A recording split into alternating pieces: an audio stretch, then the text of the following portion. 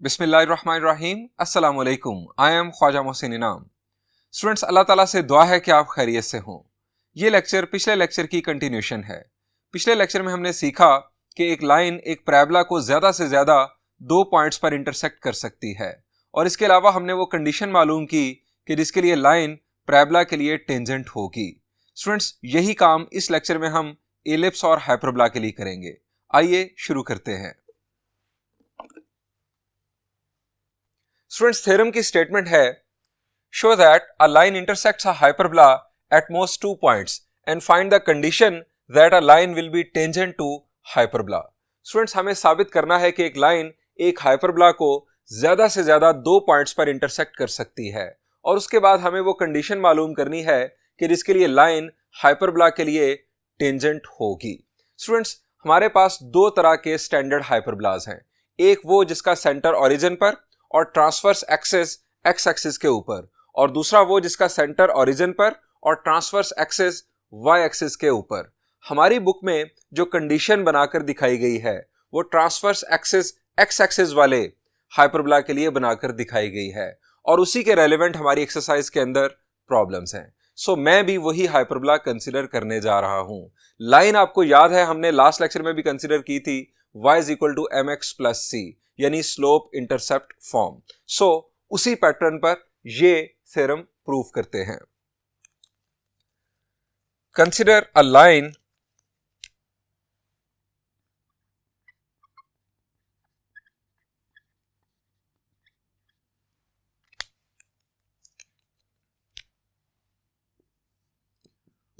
y is equal to mx plus C, इसको नाम दे दें 1 का,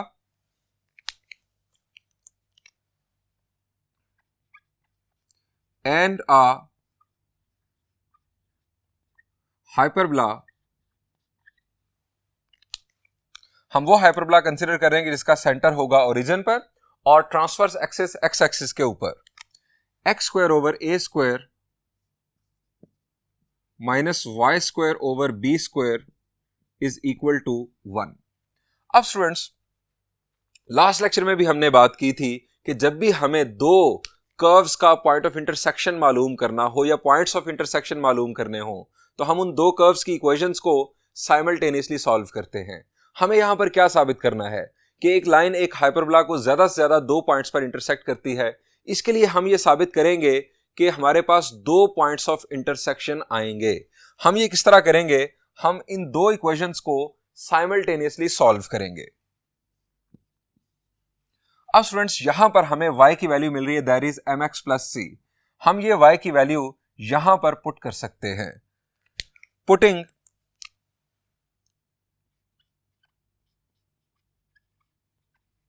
y is equal to mx plus c in equation 2। Equation 2 में y की जगह पर मैं mx प्लस सी पुट करने जा रहा हूं। X square over a square minus mx plus c whole square, चूंकि y के ऊपर स्क्वायर था, over b square is equal to 1।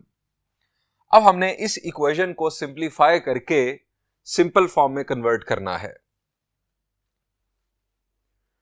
Students, in denominators को खत्म करने के लिए हम क्या कर सकते हैं? शाबाश जी, हम अगर ए स्क्वायर इंटू बी स्क्वायर से मल्टीप्लाई कर दें तो इन दोनों डिनोमिनेटर से हमारी जान छूट जाएगी।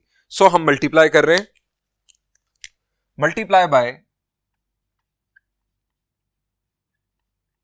Multiply the equation by a square into b square. Students, ना ए 0 हो सकता है हाइपरबोला में, ना बी 0 हो सकता है। सो इन दोनों का प्रोडक्ट और इनके स्क्वायर्स का प्रोडक्ट ये भी 0 नहीं हो सकता, इसलिए हम ये मल्टीप्लिकेशन परफॉर्म कर सकते हैं। याद रखिएगा, जब भी हम किसी इक्वेशन को मल्टीप्लाई करते हैं तो वो नंबर हमेशा नॉन जीरो होना चाहिए। A square into b square ये नॉन जीरो नंबर है, सो हम इसे मल्टीप्लिकेशन परफॉर्म कर सकते हैं। जब ए स्क्वायर बी स्क्वायर मल्टीप्लाई होगा यहां पर, तो ए स्क्वायर कैंसिल हो जाएगा, ये आ जाएगा बी स्क्वायर एक्स स्क्वायर। यहां से बी स्क्वायर कैंसिल होगा, ए स्क्वायर इसके साथ अटैच हो जाएगा, minus a square into m x plus c whole square is equal to a square b square. अब इसे फर्दर सिंप्लीफाई करते हैं, b square x square minus a square M square x square plus c square plus 2mc x minus a square b square is equal to 0।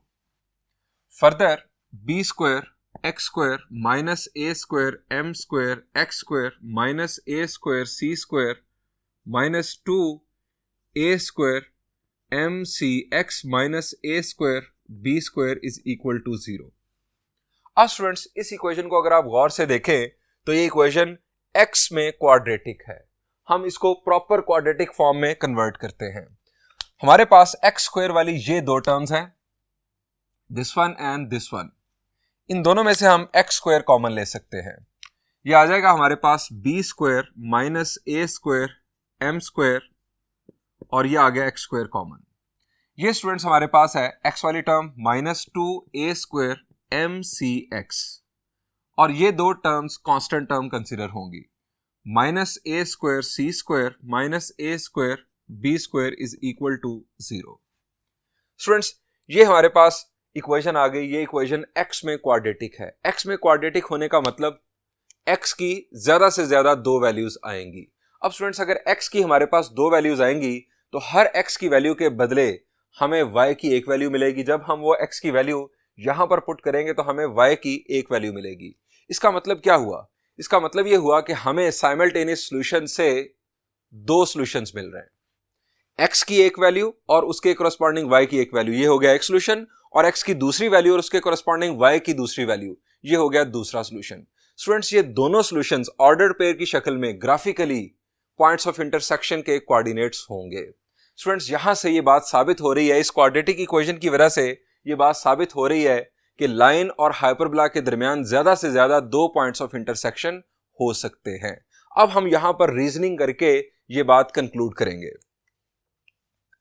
As equation is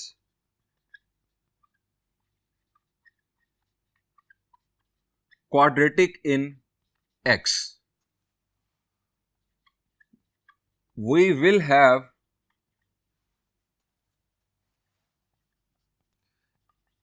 at most two values of x. Those values of x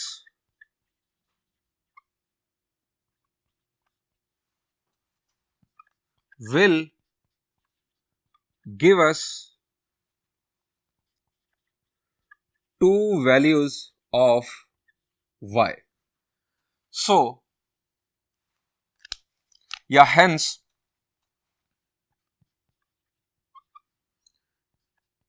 line will intersect a hyperbola at the most 2 points. Line hyperbola को ज्यादा से ज्यादा दो points पर intersect करेगी, ये इस equation के क्वाड्रेटिक होने ने साबित कर दिया। अब स्टूडेंट्स हमें वो कंडीशन मालूम करनी है कि जिसके लिए लाइन इस हाइपरबोला के लिए टेंजेंट होगी। स्टूडेंट्स लाइन कब टेंजेंट होगी हाइपरबोला के लिए? जब पॉइंट ऑफ इंटरसेक्शन सिर्फ और सिर्फ एक होगा। अब किसी क्वाड्रेटिक इक्वेशन का एक रूट या रिपीटेड रूट कब आता है? शाबाश जी, जब उसका डिस्क्रिमिनेंट 0 के इक्वल होता है।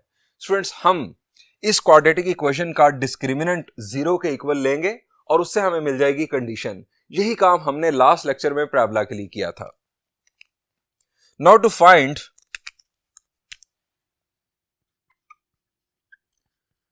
Find condition for a line to be tangent to the hyperbola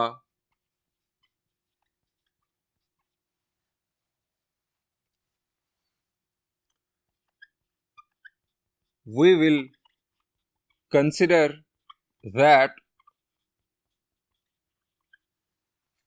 there is only one point of intersection. That is to say,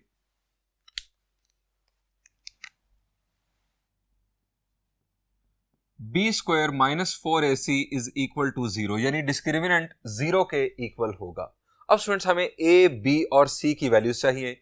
a क्या होता है जी, क्वाड्रेटिक इक्वेशन में हम a कहते हैं x स्क्वायर के कोएफिशिएंट को, b कहते हैं x के कोएफिशिएंट को और c कहते हैं हम कांस्टेंट टर्म को। सो हम यहां पर a, b और c लिखेंगे। हेयर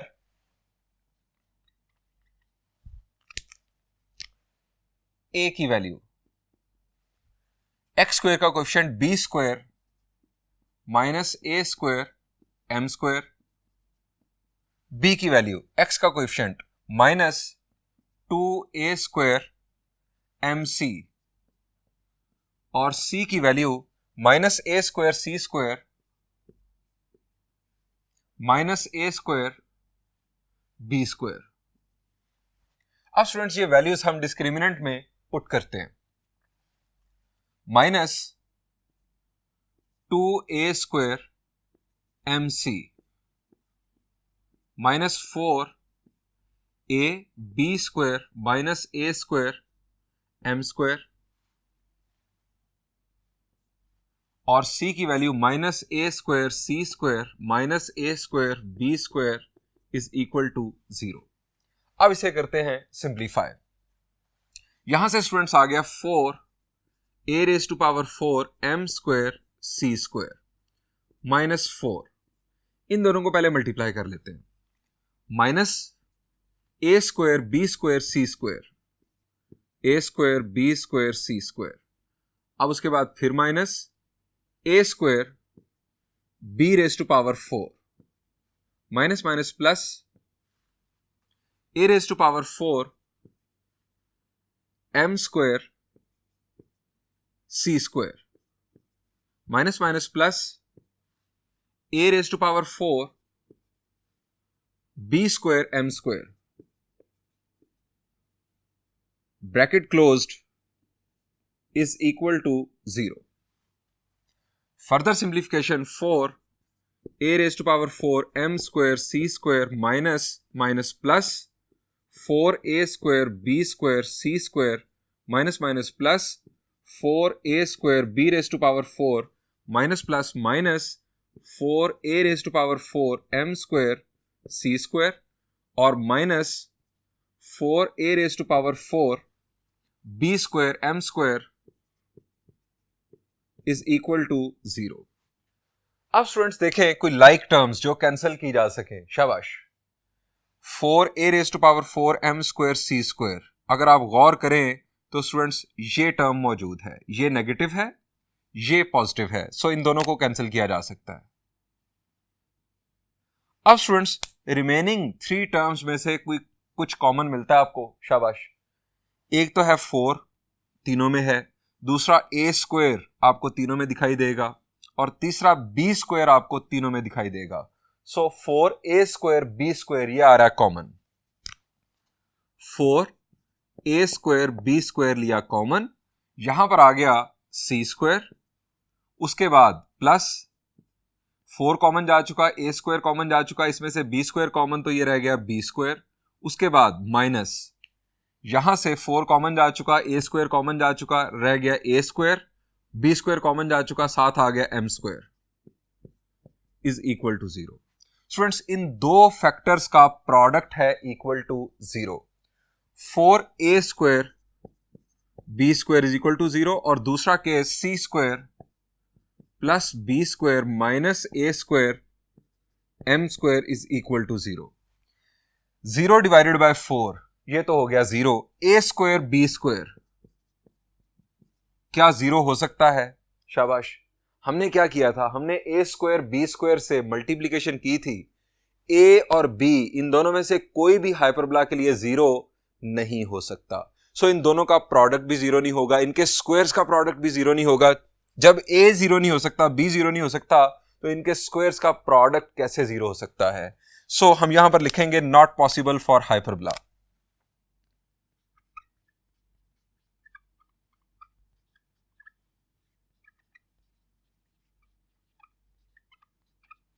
ये तो स्टूडेंट्स पॉसिबल ही नहीं है हाइपरबोला के लिए।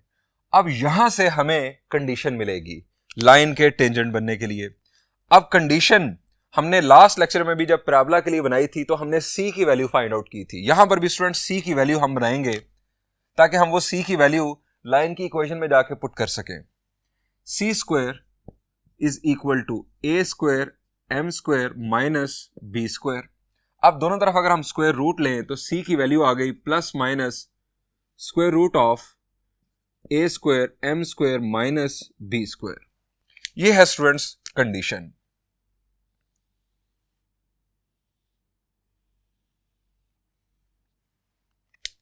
हम यहां लिखेंगे this is the condition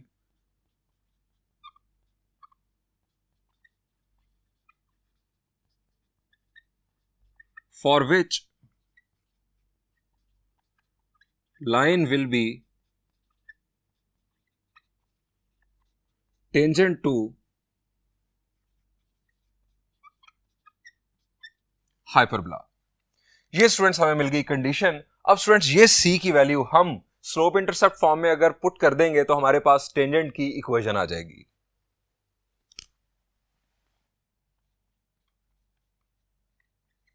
putting value of c in equation 1। Equation 1 थी y is equal to M x plus C, वहां पर c की ये वैल्यू पुट कर देते हैं। y is equal to M x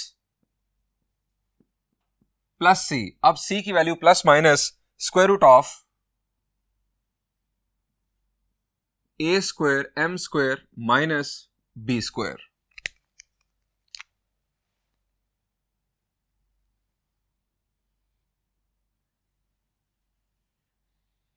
is equation of tangent for all non-zero and defined values of m। Students ये जो इक्वेशन है ये बुनियादी तौर पर हाइपरबोला के तमाम टेंजेंट्स की जनरल इक्वेशन है। अब किस तरह से जनरल इक्वेशन है स्टूडेंट्स, हाइपरबोला में आपको a स्क्वायर की वैल्यू मिल जाएगी, b स्क्वायर की वैल्यू मिल जाएगी, ये वैल्यू तो होंगी कांस्टेंट। अब m जो है ये स्टूडेंट्स वैल्यू वेरी करेगी। m की आप कोई मखसूस वैल्यू पुट करेंगे, नॉन जीरो वैल्यू होनी चाहिए और इसके अलावा डिफाइंड वैल्यू होनी चाहिए। m की जो वैल्यू आप पुट करेंगे तो मखसूस टेंजेंट की इक्वेशन आ जाएगी। आप m की वैल्यू चेंज करते रहेंगे, आपके पास टेंजेंट की इक्वेशंस आती चली जाएंगी। सो ये हमारे पास है एक जनरल इक्वेशन तमाम टेंजेंट्स के लिए। लेकिन कौन से हाइपरबोला के लिए? X square over a square minus y square over b square is equal to 1 hyperbola के लिए ये जनरल इक्वेशन है टेंजेंट की। स्टूडेंट्स अगर हमारा हाइपरबोला होता y square over a square minus x square over b square is equal to 1, यानी वो हाइपरबोला जिसका ट्रांसवर्स एक्सिस वाई एक्सिस के ऊपर होता, सेंटर ओरिजिन पर होता, तो उसके लिए टेंजेंट की इक्वेशन क्या बनती ये मैं आपको बताने जा रहा हूं। यानी यही प्रोसेस अगर हम उसके लिए फॉलो करते तो फाइनल रिजल्ट क्या आता।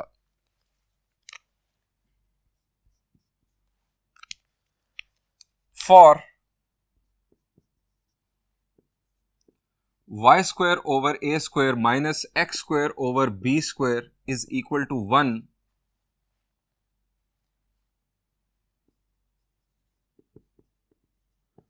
कंडीशन विल बी, c की वैल्यू बनती c is equal to plus minus a square minus b square m square. ये स्टूडेंट्स बनती कंडीशन उस सूरत में। और टेंजेंट की इक्वेशन क्या होती? And equation of tangent will be y is equal to M x plus minus square root of a square minus B square M square.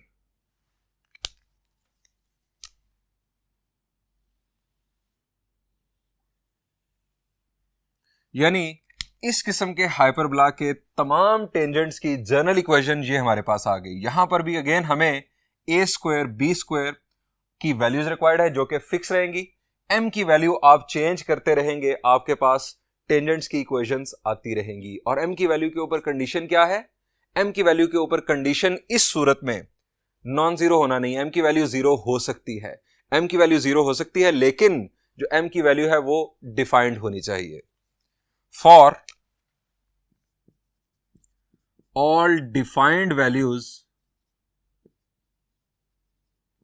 Of m। Students, अगर आप इसी पैटर्न पर इलिप्स के लिए काम करें जो कि आपने खुद होमवर्क में करना है, तो आप इलिप्स की इक्वेशन कंसीडर करते x square over a square plus y square over b square is equal to 1। उस सूरत में स्टूडेंट्स सी की वैल्यू जो आपके पास हासिल होती उसमें यहां पर प्लस आ जाता। अब यहां पर प्लस आने की वजह से जो टेंजेंट की इक्वेशन बनती उसमें यहां पर प्लस आ जाता।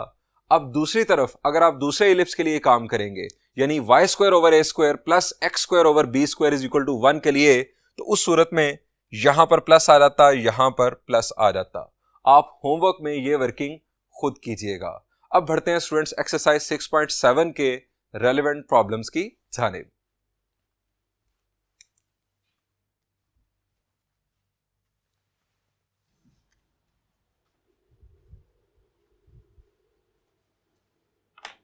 Students, we are going to solve problem number 5। इसको समझने के बाद एग्जाम्पल 5 आप होमवर्क में खुद सॉल्व कीजिएगा। Statement is find equations of the tangents to the ellipse x square over 4 plus y square is equal to 1 which are parallel to the line 2x minus 4y plus 5 is equal to 0। Students, इस line के parallel इस ellipse के लिए जो tangents हैं हमें उनकी equation मालूम करनी है। स्टूडेंट्स, अभी हमने इलिप्स की और हाइपरबोला की टेंजेंट की इक्वेशन की बात की। इलिप्स के लिए टेंजेंट की इक्वेशन का फॉर्मूला क्या है? शाबाश, इस तरह के इलिप्स के लिए कि जिसका मेजर एक्सिस एक्स एक्सिस के ऊपर हो, सेंटर ओरिजिन पर हो। अभी हमने फॉर्मूला डिस्कस किया था y is equal to M x plus minus square root of a square M square plus B square. यह है स्टूडेंट्स इस किस्म के इलिप्स के लिए टेंजेंट की इक्वेशन लिखने का फॉर्मूला। अब स्टूडेंट्स, इस फॉर्मूला को देखकर हमें पता चल रहा है कि हमें ए स्क्वायर की वैल्यू चाहिए, बी स्क्वायर की वैल्यू चाहिए और इसके अलावा हमें m की वैल्यू चाहिए। अब स्टूडेंट्स, हमें यह बताया गया है कि हमारा जो टेंजेंट है वो इस लाइन के पैरेलल है, यानी जो इस लाइन की स्लोप है वही हमारे टेंजेंट की स्लोप होगी। यहां से क्या आप स्लोप मालूम कर सकते हैं? शाबाश जी, minus coefficient of x divided by coefficient of y। अगर लाइन की इक्वेशन जनरल फॉर्म में हो तो ये हमारे पास मेथड होता है उसकी स्लोप मालूम करने का। Negative coefficient of x divided by coefficient of y, यानी -2 डिवाइडेड बाय -4, ये हमारे पास आ जाएगी इस लाइन की स्लोप और हमारे टेंजेंट की भी वही स्लोप होगी, चूंकि हमारा जो टेंजेंट है या टेंजेंट्स हैं वो इस लाइन के पैरेलल हैं। अब हमें चाहिए ए स्क्वायर और बी स्क्वायर की वैल्यू। यहां से स्टूडेंट्स ए स्क्वायर की वैल्यू आपको नजर आ रही? शाबाश, x square over a square यानी ये है ए स्क्वायर 4 और y square over b square, y square over b square क्या वैल्यू बन रही है? The answer is 1। स्टूडेंट्स, ये वैल्यूज हम यहां पर पुट करेंगे, हमारे पास टेंजेंट्स की इक्वेशंस आ जाएंगी। ये है स्टूडेंट्स हमारा थिंकिंग प्रोसेस। आइए अब इसी को फॉलो करते हुए इसका सॉल्यूशन मुकम्मल करते हैं। हम यह लिखेंगे equation of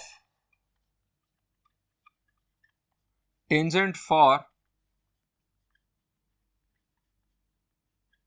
this ellipse will be y is equal to mx plus minus a square m square plus b square। अब स्टूडेंट्स, इसके साथ ही जरा दूसरा इलिप्स भी रिकॉल कर लें कि जिसकी इक्वेशन होती है y square over a square plus x square over b square is equal to 1, यानी ऐसा इलिप्स जिसका सेंटर ओरिजिन पर और मेजर एक्सिस y एक्सिस के ऊपर। उस सूरत में टेंजेंट की इक्वेशन क्या होगी? जी, मैंने अभी आपको बताया था, इक्वेशन होगी A square plus B square into M square. ये जो एम स्क्वायर है वो बी स्क्वायर के साथ आ जाएगा और आप उस इलिप्स की इक्वेशन उस इलिप्स के टेंजेंट की इक्वेशन लिख सकते हैं। अब स्टूडेंट्स, हमें एम, ए और बी की वैल्यूज चाहिए। हम इस लाइन की स्लोप मालूम करते हैं, इसको नाम दे देते हैं 1 का, ताकि हम बाद में इसमें वैल्यूज पुट कर सके। Slope of line,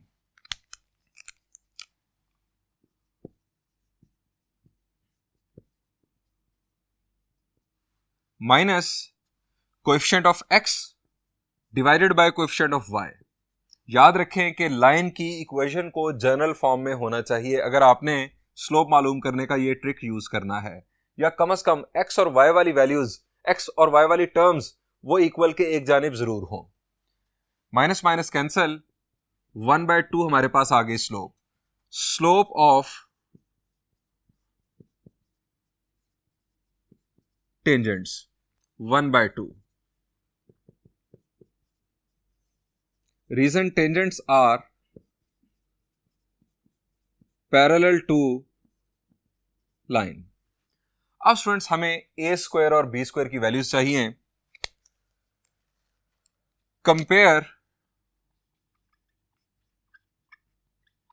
Comparing the equation of ellipse with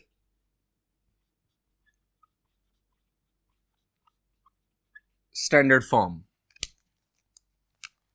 x square over a square plus y square over b square is equal to 1।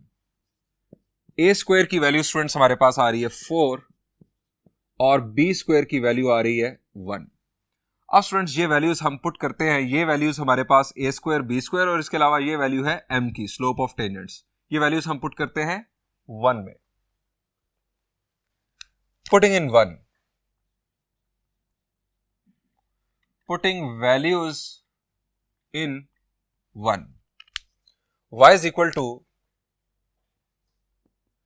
mx। m की वैल्यू स्टूडेंट्स हमारे पास है 1/2 x plus minus square root of a square की value है 4 into m square plus b square यानी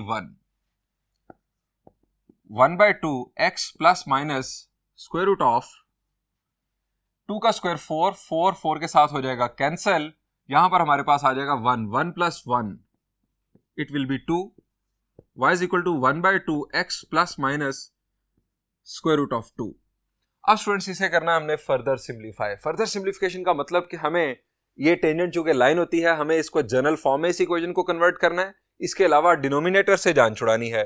सो मैं इसे 2 से मल्टीप्लाई कर रहा हूं, multiply by 2।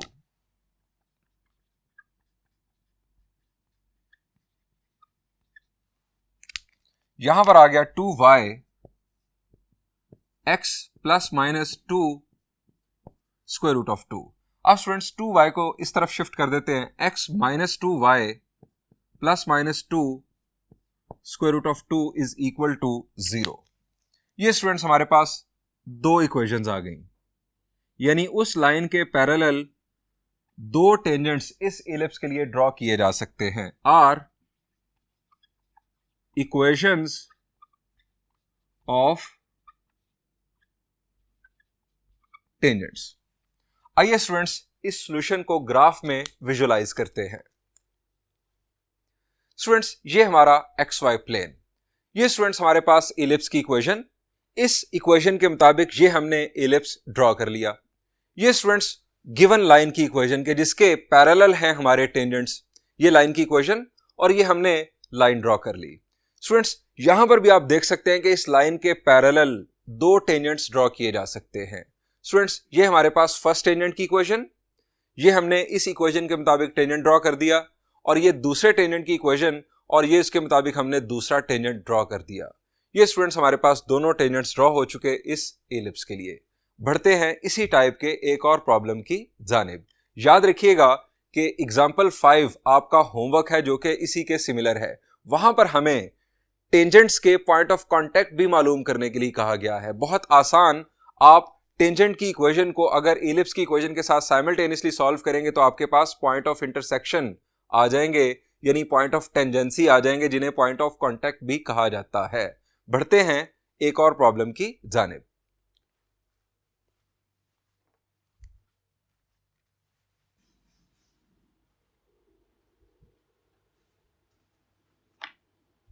Students, this is problem number 6. Statement is, find equations of the tangents to the conic 9x square minus 4y square is equal to 36 parallel to 5x minus 2y plus 7 is equal to 0.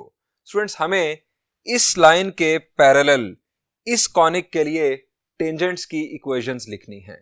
Students, सवाल यह है कि ये कौन सा conic है। शाबाश, जरा गौर करें। चलें हम इसे स्टैंडर्ड फॉर्म में कन्वर्ट करने की कोशिश करते हैं। अब कौन सी स्टैंडर्ड फॉर्म में कन्वर्ट करने की कोशिश करेंगे? स्टूडेंट्स, हमें यहां पर एक्स स्क्वायर और वाई स्क्वायर वाली टर्म्स के दरमियान माइनस साइन दिखाई दे रहा है। इसका मतलब हमें यह लग रहा है कि ये हाइपरबोला की इक्वेशन है। सो स्टूडेंट्स, हम इसे हाइपरबोला की इक्वेशन बनाने की कोशिश करते हैं।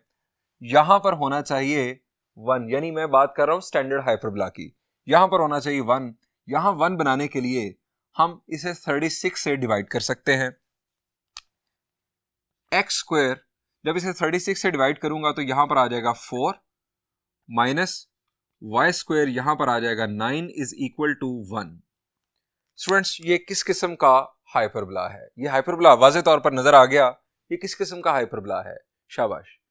इसमें एक्स स्क्वायर वाली जो फ्रैक्शन है ये पॉजिटिव है। इसका मतलब है कि इसका ट्रांसवर्स एक्सिस एक्स एक्सिस के ऊपर है, सेंटर इसका ओरिजिन पर है।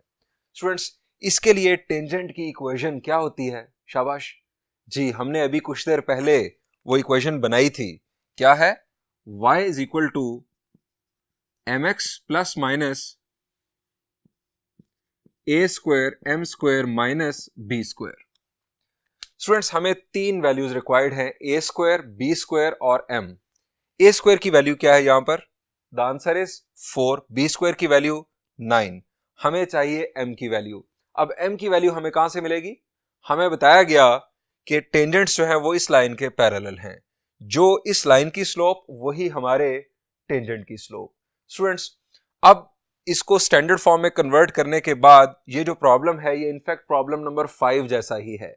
बिल्कुल उसी पैटर्न पर आप, यानी उसी किस्म की लैंग्वेज यूज करते हुए आप इसे खुद सॉल्व कर सकते हैं। इसे होमवर्क में खुद सॉल्व कीजिएगा।